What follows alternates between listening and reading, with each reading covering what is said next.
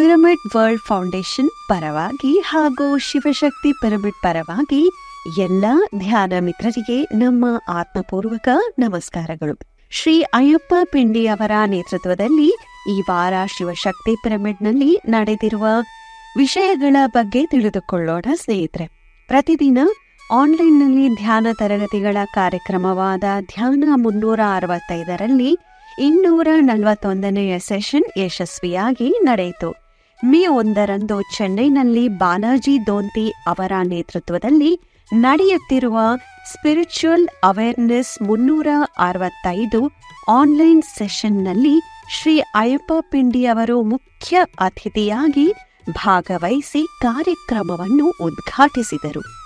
ಕಳೆದ ವಾರ ಸುಮಾರು 65 ಜನ ಬೆಂಗಳೂರು ಮತ್ತು ಕರ್ನಾಟಕದ ಇತರ ಭಾಗಗಳಿಂದ ಅನೇಕ ಧ್ಯಾನಿಗಳು ಶಿವಶಕ್ತಿ ಪಿರಮಿಡ್ಗೆ ಭೇಟಿ ನೀಡಿ ಧ್ಯಾನ ಮಾಡಿದರು. ಪಿರಮಿಡ್ನಲ್ಲಿ ಧ್ಯಾನದ ನಂತರ ಧ್ಯಾನಿಗಳು ಶ್ರೀ ಅಯ್ಯಪ್ಪ ಪಿಂಡಿಯವರನ್ನು ಭೇಟಿಯಾಗಿ ತಮ್ಮ ಆಧ್ಯಾತ್ಮಿಕ ಸಂದೇಹಗಳಿಗೆ ಉತ್ತರಗಳನ್ನು ಸಹ ಪಡೆದುಕೊಂಡರು.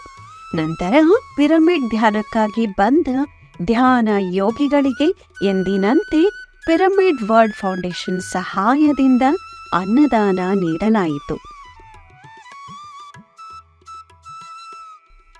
ಮಾರ್ಚ್ 15ರಂದು ಅಯ್ಯಪ್ಪ ಪಿಂಡಿಯವರು ಆರಂಭಿಸಿದ ಇನ್ಯಾಂಗ್ 69 ಚಾಲೆಂಜ್ ಕಾರ್ಯಕ್ರಮವು 52 ದಿನಗಳನ್ನು ಯಶಸ್ವಿಯಾಗಿ ಪೂರೈಸಿದೆ.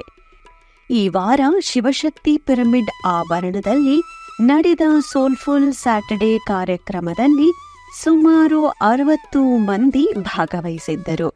ಈ ತರಗತಿಯಲ್ಲಿ ಶ್ರೀ ಅಯ್ಯಪ್ಪ ಪಿಂಡಿಯವರು ಕಾಸ್ಮಿಕ್ ಶಾಕ್ಸ್ ಎನ್ನುವ ವಿಷಯದ ಬಗ್ಗೆ ವೈಜ್ಞಾನಿಕ ವಿಶ್ಲೇಷಣೆಯನ್ನು ನೀಡಿದರು. ಶ್ರೀ ಶಿವಶಕ್ತಿ ಪಿರಮಿಡ್ಗೆ ಭೇಟಿ ನೀಡಿ ಧ್ಯಾನವನ್ನು ಅಭ್ಯಾಸ ಮಾಡಲು ನಾವು ನಿಮ್ಮನ್ನು ಆಹ್ವಾನಿಸುತ್ತಿದ್ದೇವೆ. ಧನ್ಯವಾದಗಳು.